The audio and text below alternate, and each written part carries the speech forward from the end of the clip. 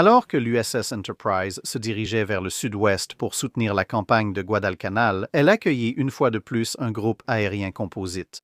VB6 et VF6 faisaient toujours partie de ces escadrons d'origine, mais l'unité de reconnaissance était actuellement la VS5 récemment venue du Yorktown, tandis que la VT3 du Saratoga, avec leurs tout nouveaux Avengers, formait le complément de torpilleurs. La présence de la VT3 était compréhensible étant donné l'anéantissement total des 3 unités VT de la classe Yorktown à Midway, mais la présence de la VS5 était due à l'Enterprise. Elle a essentiellement fusionné ses propres pilotes de Dauntless du groupe aérien 6 venant de VB6 et VS6 dans le VB6, tout en regroupant de la même manière les pilotes de VB5 et VS5 en un seul escadron. Ainsi, le navire a pu rester engagé sans longue pause pour reconstituer son groupe aérien. Les premières manœuvres de l'invasion de Guadalcanal, aussi appelée l'opération Watchtower, ont vu l'Enterprise principalement assurer la surveillance de la flotte. La plupart des avions du VF6 pouvaient être vus en train de patrouiller autour des navires de transport de l'invasion, servant de garde contre une éventuelle attaque des appareils d'assaut japonais. 9 Dauntless, accompagnés du groupe aérien du WASP, sont partis attaquer la base d'hydravions japonaise à Tulagi. Là-bas, le groupe aérien du Saratoga assurerait la plupart des opérations de soutien direct au débarquement. Cependant, au cours des 2 jours suivants, quelques autres avions d'attaque de l'Enterprise décolleraient également pour aider à cela. Maintenant, bien que la plus grande concentration d'avions japonais se trouvait à Rabaul, à plus de 600 miles du convoi d'invasion, la nécessité d'une patrouille de combat aérien fut rapidement démontrée. En effet, des G4M Betty et des A6M0, tout à fait capables d'effectuer ce long trajet aller-retour, furent bientôt détectés en approche. Cette bataille aérienne a eu des résultats mitigés. Les Zéros s'étaient quelque peu séparés des bombardiers pendant le long vol d'approche, ce qui permit aux Wildcat d'effectuer des premières passes libres sur les Betty. Mais en même temps, cela a poussé certains pilotes américains à se concentrer un peu trop sur les bombardiers, ce qui fait que lorsque les Zéros sont finalement arrivés, plusieurs appareils américains ont été attaqués par surprise.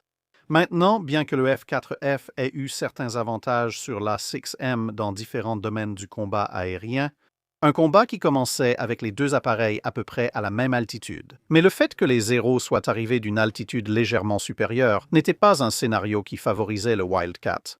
Le VF6 perdrait VF6 et 3 pilotes en échange de plusieurs victoires revendiquées contre des Betty, des Zéros et quelques VAL qui semblaient être arrivés pour une mission d'attaque totalement indépendante. Un pilote, l'enseigne de vaisseau Firebow, avait commencé la guerre à bord du Lexington et était aussi expérimenté qu'on pouvait l'être. Il réussit à abattre 2 Zéros avant d'être à son tour incendié et abattu.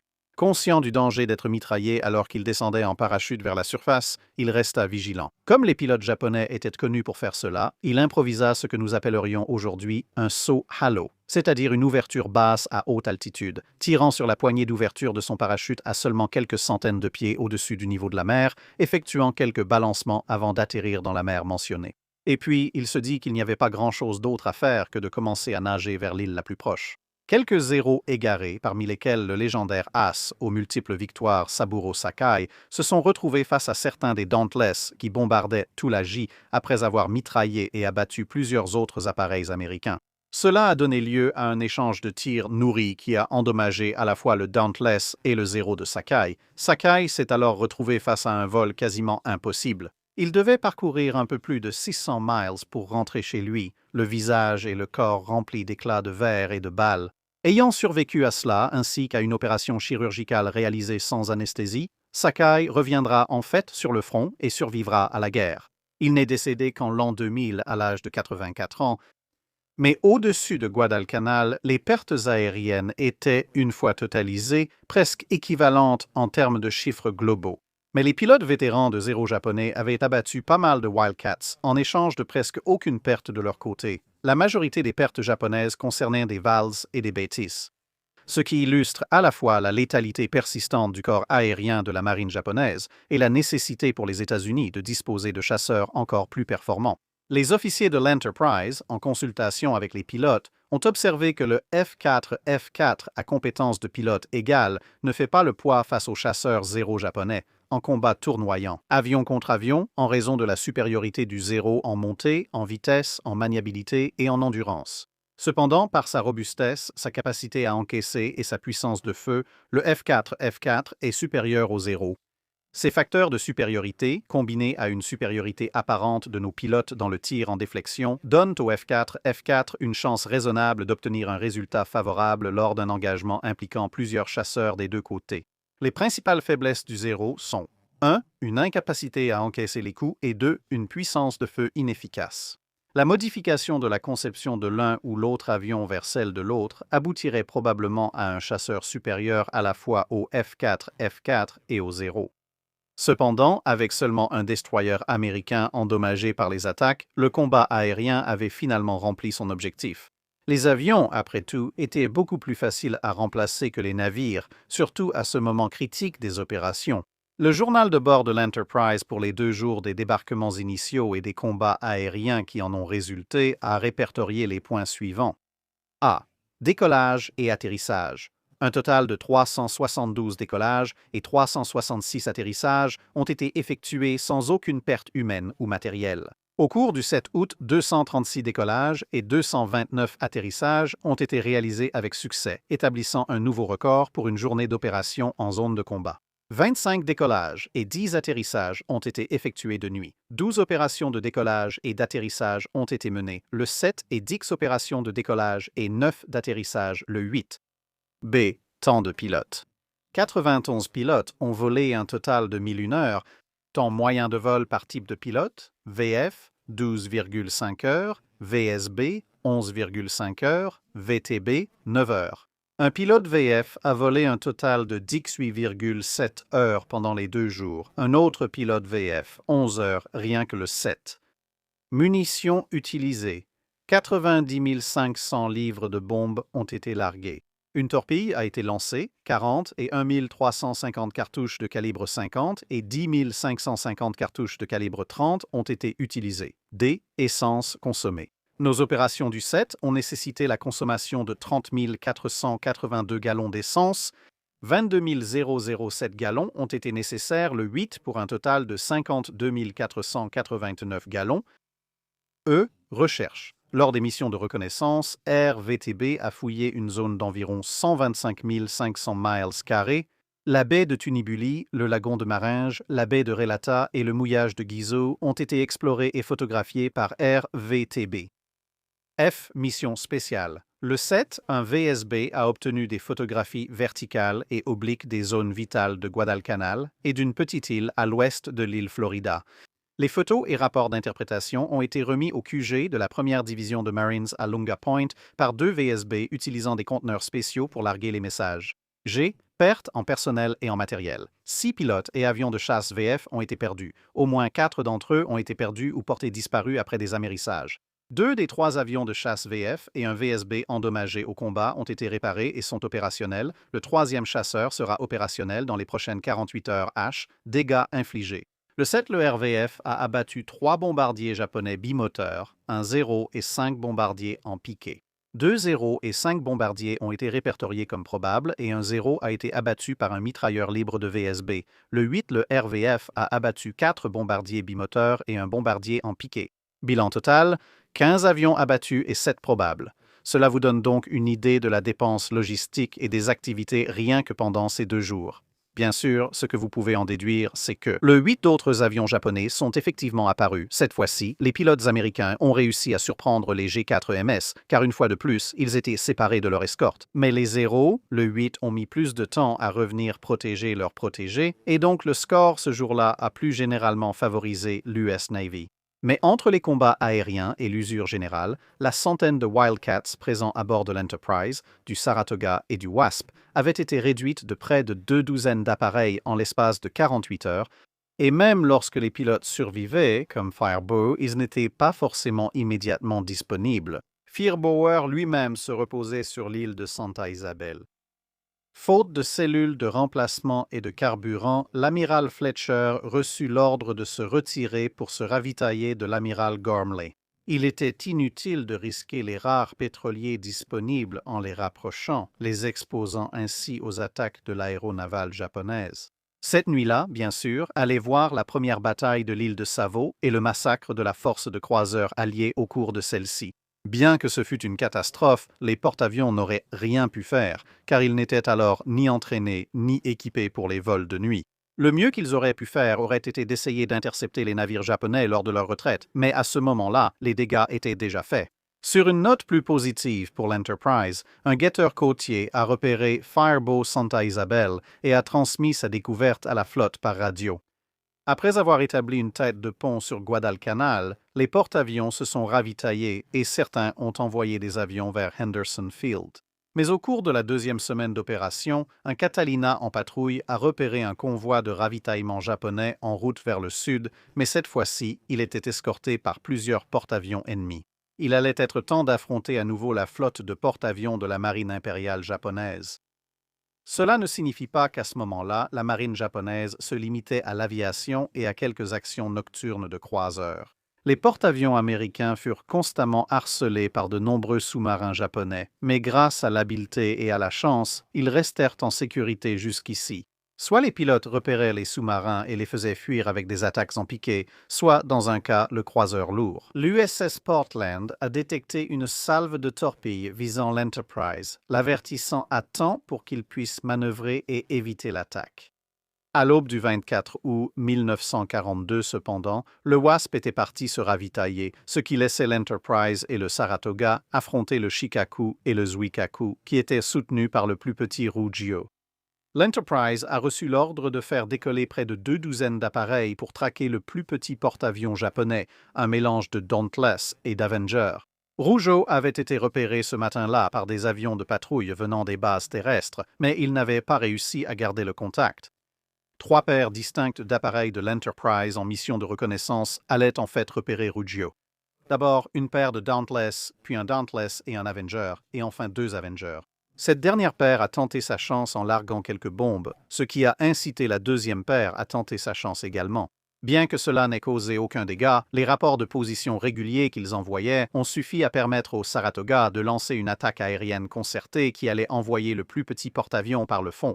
L'un des Avengers de reconnaissance de l'Enterprise a été abattu par des chasseurs japonais en échange. D'autres avions de reconnaissance envoyés depuis l'Enterprise ont attaqué une formation de navires japonais, dont le croiseur Maya, ainsi que la formation de porte-avions. Ils ont contourné les escorteurs pour larguer des bombes sur le Shikaku. Ceux-ci ont réussi à obtenir plusieurs coups proches, mais malheureusement aucun impact direct. Mais au même moment, des éclaireurs japonais avaient réussi à percer le cordon des avions américains et une attaque japonaise était maintenant en approche.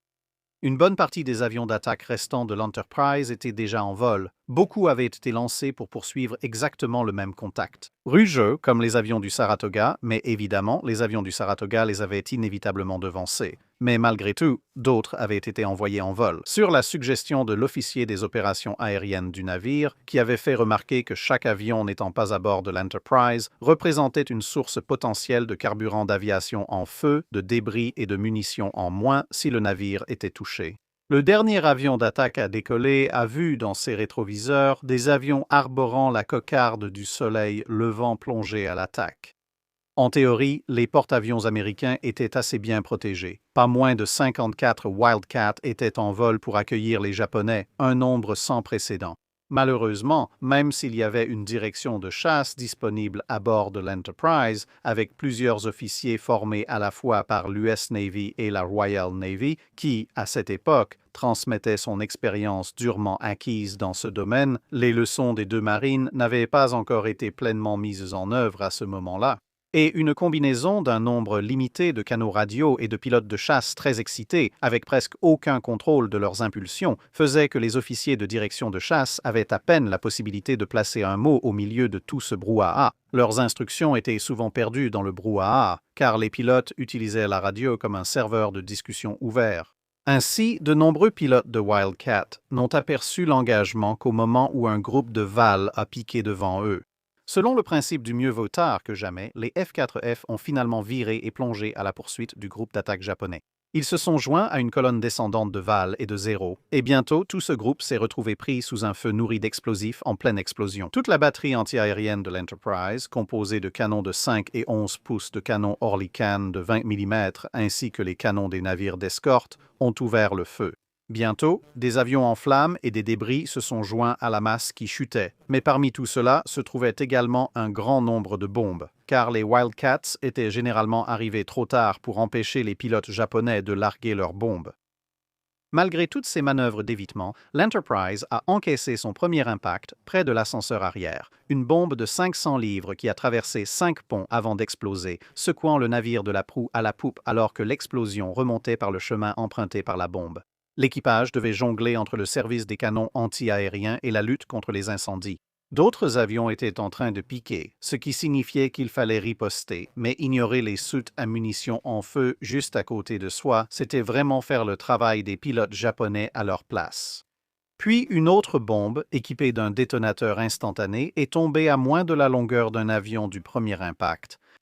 73 hommes moururent sur le coup lors des 2 explosions, de nombreux autres furent blessés et le navire laissait une longue colonne de fumée derrière lui. Les hommes à l'arrière de l'île levèrent les yeux et virent encore une autre bombe arriver, apparemment suspendue immobile dans les airs, et donc immobile, sauf qu'elle devenait de plus en plus grosse à vue d'œil. Reconnaissant les signes d'une trajectoire de collision, tout le monde se précipita à travers une écoutille, le dernier homme entrant juste avant que la bombe ne s'écrase sur le pont d'envol, juste devant l'ascenseur central du navire. Il semble que soit le détonateur de la bombe ait mal fonctionné, soit que la bombe se soit désintégrée à l'impact, car l'explosion, bien que puissante, n'a pas été aussi dévastatrice qu'elle aurait dû l'être, ni aussi violente que les 2 précédentes. Cela s'est avéré être une chance incroyable, car des fragments de la bombe ont été retrouvés incrustés dans le blindage entourant le magasin de torpilles après coup. Qui sait ce qui aurait pu arriver si ces morceaux de métal avaient eu plus d'énergie, sachant que ce blindage ne faisait qu'1,5 pouce. Les équipes de contrôle combattèrent les incendies, fermèrent les aérations pour limiter la fumée, tentèrent de sauver des camarades piégés, tout en sachant qu'une autre bombe pouvait tomber à tout instant. L'Enterprise, comme nous l'avons mentionné, avait pris des mesures d'évitement très sévères, mais cette édition particulière de Fast and the Furious, Solomon's Drift, prit fin lorsque les dégâts causés par une bombe bloquèrent le gouvernail à 22 degrés bâbord. Le porte-avions n'eut alors d'autre choix que de faire retentir des avertissements avec sa corne de brume au navire voisin, tandis qu'il tournait en rond, hors de contrôle. Manœuvrer avec les hélices était inutile face à un gouvernail bloqué à un tel angle, et ralentir le navire n'était une option qu'il ne pouvait envisager que brièvement pour éviter une collision autrement certaine avec un destroyer. S'arrêter complètement aurait résolu le problème de tourner en rond, mais cela aurait aussi transformé le navire en une cible de choix. Il fallait absolument démarrer l'unité de direction auxiliaire, mais la chaleur intense dans le compartiment avait épuisé les hommes présents. On a découvert plus tard qu'un thermomètre avait atteint sa limite maximale à 82 degrés Celsius. Il ne faisait pas aussi chaud que l'indiquait le thermomètre. L'aiguille était bloquée à la butée, donc la température réelle était plus élevée. C'est juste la limite du thermomètre. Et dans cet enfer, de nombreux membres de l'équipe de lutte contre les avaries se sont dirigés pour tenter d'atteindre le compartiment, mais ils ont été submergés un à un par la chaleur avant d'y parvenir et ont dû être ramenés dans des zones plus fraîches par leurs camarades qui, avec sagesse, leur avaient attaché des cordes au préalable, au cas où. Finalement, 2 membres d'équipage d'origine, des hommes qui étaient à bord du navire depuis sa mise en service, le chef Smith et Cecil Robinson, ont décidé de tenter leur chance. Smith a essayé 2 itinéraires différents, mais à chaque fois il a été submergé par la chaleur et a dû être tiré hors de là, puis ranimé. Incroyablement, il s'est relevé pour une 3e tentative, et cette fois, ils ont réussi à dégager suffisamment de débris d'un 3e passage, ce qui a amélioré la circulation de l'air. Juste assez pour qu'ils parviennent à atteindre la zone de pilotage, à mettre en marche l'unité auxiliaire, puis à ressortir. Juste à temps, car tous 2 se sont effondrés dans les bras de leurs coéquipiers. Mais Smith, presque incroyablement, s'est ensuite remis d'un coup de chaleur extrême pour la 3e fois, a titubé jusqu'à la passerelle, a annoncé son succès, puis est redescendu pour superviser le compartiment qui refroidissait lentement, bien qu'il se soit effondré d'épuisement dû à la chaleur en chemin et ait dû être réanimé une 4e fois. Il s'est installé dans le compartiment de direction et a refusé de partir avant d'être sûr que le navire était en sécurité. Il est compréhensible qu'il ait reçu une croix de la marine pour ses efforts, ainsi qu'une commission. Pendant que tout cela se passait, un grand mystère entourait ceux qui étaient en train de graisser les arbres de gouvernail dégivrés. Les 7 hommes qui se trouvaient dans le compartiment de direction lorsque les bombes avaient frappé étaient introuvables. Smith et Robinson, premiers à entrer dans le compartiment, ont indiqué l'avoir trouvé totalement vide. Par la suite, l'un des hommes a été retrouvé mort d'un coup de chaleur, mais les 6 autres ont été retrouvés vivants et seulement légèrement brûlés sur le pont du hangar de tous les endroits possibles, tout aussi confus que tout le monde quant à ce qui s'était passé. Finalement, il est apparu que l'un des membres de l'équipage, un garçon de ferme du Midwest plutôt costaud du nom d'Ernest Visto, s'était inquiété en réalisant où se trouvait l'avarie. Connaissant les hommes de la direction, il mit un masque à gaz pour vérifier ses amis en empruntant une échelle de secours.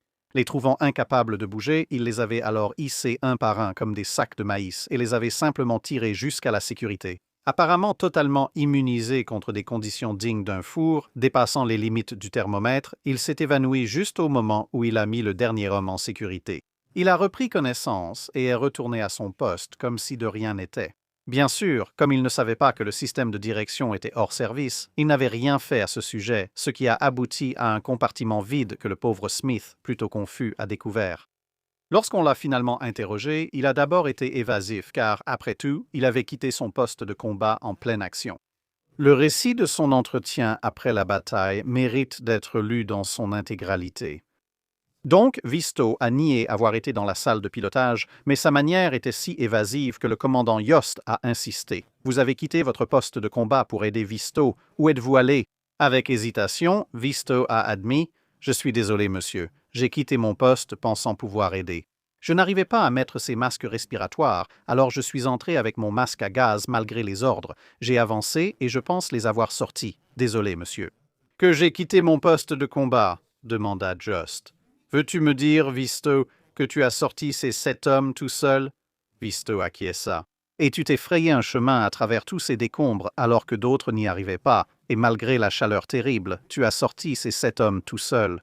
Eh bien, j'ai effectivement dû les traîner et les pousser un peu. Et tu as perdu connaissance » Visto eut l'air honteux. « Après avoir sorti le dernier homme, j'ai eu la tête qui tournait et je me suis évanoui. Je suppose que je n'aurais pas dû. » Toujours incapables de comprendre d'où cet homme tirait une telle endurance, les officiers de l'Enterprise décidèrent qu'au lieu de le punir, ils allaient aussi le proposer pour la Navy Cross.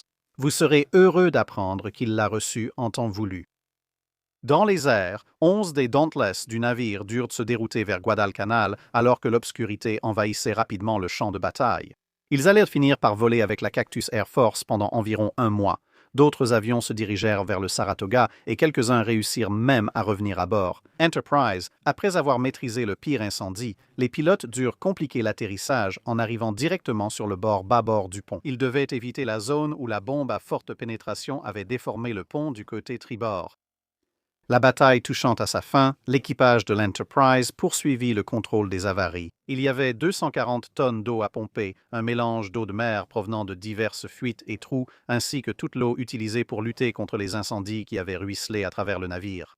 Le trou causé par une bombe au-dessus de la ligne de flottaison devait être consolidé pour éviter toute infiltration d'eau et un bilan final des morts était nécessaire. 5 autres hommes avaient succombé à leurs blessures ou à la chaleur, en plus de ceux qui avaient été tués sur le coup par les explosions, pour un total de 78 morts et 90 blessés supplémentaires. 10 avions furent perdus, mais la plupart des pilotes et équipages récupérés. La grande majorité des pertes de cellules provenaient soit d'avions qui s'étaient abîmés près de différents navires américains, soit d'appareils qui avaient réussi à atterrir sur un porte-avions, mais qui avaient ensuite été jugés trop endommagés pour valoir la peine d'être réparés. Le rapport d'après-mission offrait des conclusions et recommandations assez intéressantes, y compris, mais sans s'y limiter, 3 catégories que je vais vous lire. Les communications. Une fois de plus, comme par le passé en mer de Corail et à Midway, les communications se sont révélées être un point faible face au danger. Faute de formation adéquate, les pilotes dans tous les commandements transmettent encore des rapports de contact vagues et confus, omettant souvent des éléments essentiels et cessant fréquemment leur transmission. Le manque de discipline dans les transmissions radio des avions en contact avec l'ennemi a été détaillé par l'officier directeur de chasse dans l'annexe F. Le silence radio ne devrait pas être imposé ici car les chefs de vol doivent fournir des informations précieuses aux directeurs de chasse, aux officiers et aux commandants de la force opérationnelle. Les transmissions entre avions devraient être limitées, sauf pour les commandants d'escadrille et de division, et réduites au strict minimum pour l'attaque. La confusion intolérable causée par des transmissions non contrôlées est difficile à éliminer car les conditions de guerre réduisent à néant l'expérience préalable à l'action de la majorité des pilotes dans l'utilisation de la radio vocale. Cependant, il peut et doit y avoir une amélioration. Une erreur plus grave dans les communications était le retard de réception des rapports de contact de nos avions terrestres et des navires ateliers. Parfois, il s'écoulait de 6 à 12 heures entre le moment du contact et la réception du rapport de contact par le commandant concerné, même si ces rapports étaient classés comme prioritaires et urgents. En ce qui concerne la localisation, le signalement précis de la position et le suivi des unités et groupes de forces ennemies, nous souffrons de la comparaison avec l'ennemi. Le développement du radar par les Japonais pour guider les chasseurs réduira l'efficacité de nos hydravions de reconnaissance et de patrouille. À l'avenir, ces missions vitales exigeront des avions rapides, à long rayon d'action et lourdement armés. En d'autres termes, la marine doit disposer d'un grand nombre d'avions de type bombardier terrestre sur lesquels elle a la priorité et un contrôle total. Personnel du groupe aérien. Peu de temps avant de partir pour la mission actuelle, le groupe aérien de l'Enterprise a été constitué à partir des restes rassemblés à la hâte d'escadrons provenant de 3 groupes aériens préexistants. La plupart des pilotes étaient très inexpérimentés et malgré un entraînement intensif de dernière minute, le temps manquait pour des progrès suffisants. Sauf pour l'escadron de chasse, le niveau de compétence en tir et bombardement du groupe lors de l'embarquement était très faible et il n'avait pas pu devenir une unité de frappe cohésive.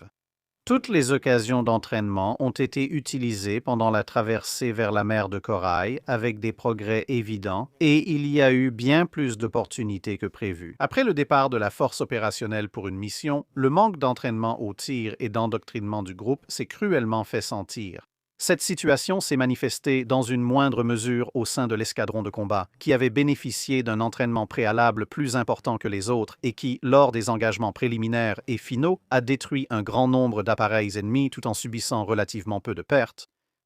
Ces conditions sont signalées sans aucun esprit de critique, car il est reconnu que la nécessité d'une préparation et d'un entraînement optimaux des groupes aériens embarqués est admise par toutes les personnes concernées. Les exigences de la situation stratégique, combinées à un manque initial inévitable d'escadrons embarqués entraînés, ne nous ont pratiquement laissé aucun choix à ce sujet jusqu'à présent. Néanmoins, il ne saurait être trop souvent répété ni trop fortement souligné que les conditions qui ont dû être acceptées jusqu'à présent sont réellement graves et que nous devons veiller à ne pas sous-estimer l'urgence vitale d'une amélioration. L'escadron ne doit pas être vu comme une entité distincte déplaçable à volonté entre groupes.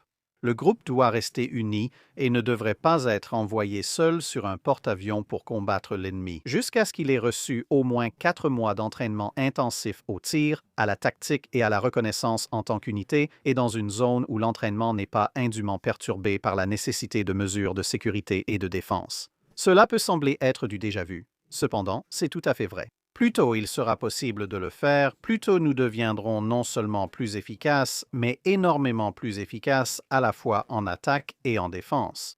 N'utiliser un porte-avions avec un groupe aérien réduit en zone de combat se justifie seulement par des impératifs stratégiques majeurs, et le prix possible d'une efficacité simplement moyenne ou même moindre doit non seulement être accepté, mais aussi reconnu. Protection anti-aérienne. Le radar de conduite de tir sur l'Enterprise était inefficace.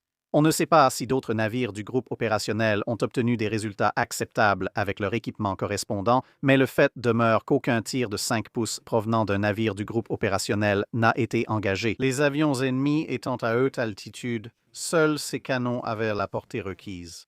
Le tir des canons de 5 pouces n'a commencé qu'après celui des armes de petit calibre de l'Enterprise et après que les premiers avions attaquants étaient déjà en piqué. L'élément humain est essentiel dans l'utilisation du radar de contrôle de tir et un entraînement supplémentaire améliore les résultats. Il a cependant été signalé que l'équipement radar de contrôle de tir est extrêmement sensible et nécessite une prédétermination assez précise de la distance, de l'élévation et de l'azimut par d'autres moyens afin de pouvoir accrocher la cible. Si cela exige un degré de précision difficile à atteindre dans l'atmosphère tendue et précipitée précédent et pendant la bataille, l'équipement existant devrait être remplacé par un autre capable de remplir sa fonction dans toutes les conditions. Les navires d'escorte ne peuvent totalement protéger un porte-avions contre une attaque de bombardement en piqué à haute altitude, et leur tir est souvent moins efficace que celui du porte-avions à cause des problèmes de déflexion.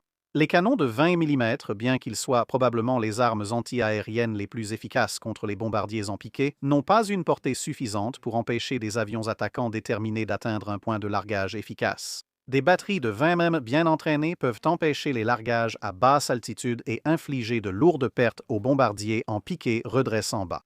Le canon de 20 mm est considéré comme une arme généralement excellente et efficace, et il est recommandé d'installer ces canons dans tous les espaces disponibles sur tous les navires.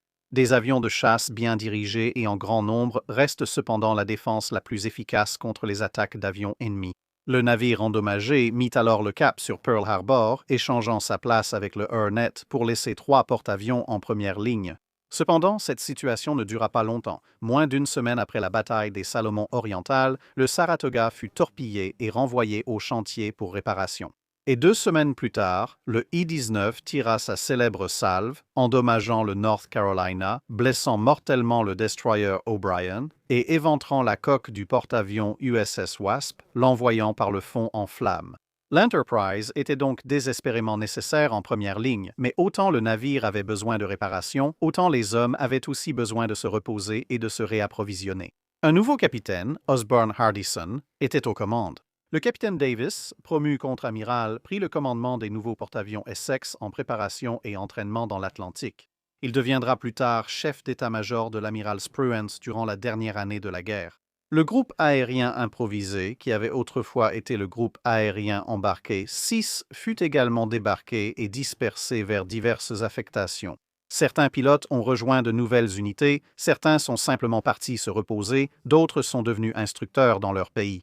À sa place est arrivé un nouveau groupe aérien embarqué, 10, composé de 36 F-4F Wildcats du VF, 10 de 36 SBD-3 Dauntless répartis équitablement entre le VB Dix et le VS Dix et de 15 TBF Avengers dans le VT Dix. Bien qu'il s'agisse d'un nouveau groupe aérien, il n'était en aucun cas composé uniquement de pilotes inexpérimentés. Les chefs d'escadron et le commandant du groupe aérien embarqué étaient très expérimentés, plusieurs ayant recruté des pilotes vétérans dans leurs unités. Le VF Dix a attiré plusieurs pilotes de Dauntless impatients de passer aux chasseurs. À cette époque, le VT Dix était commandé par John Collett, obsédé par l'idée de prouver la faisabilité des opérations aéronavales de nuit dans la marine américaine. Lorsqu'il a aperçu un Avenger expérimental équipé d'un radar stationné sur un aérodrome à Hawaï, il l'a essentiellement volé et l'a amené à bord de l'Enterprise. À la mi-octobre, le groupe aérien achevait rapidement ses dernières qualifications sur porte-avions. Un total de 95 avions, y compris les appareils de réserve, furent embarqués à bord et le navire repartit une fois de plus. Ses anciens adversaires, les Shikaku, faisaient des siennes près de Guadalajara, au canal, et il était temps de les affronter à nouveau. Merci d'avoir regardé cette vidéo. Si vous avez des commentaires ou des suggestions de navires à examiner, dites-le nous en commentaire. Commentez la publication épinglée pour vos questions sur la cale sèche.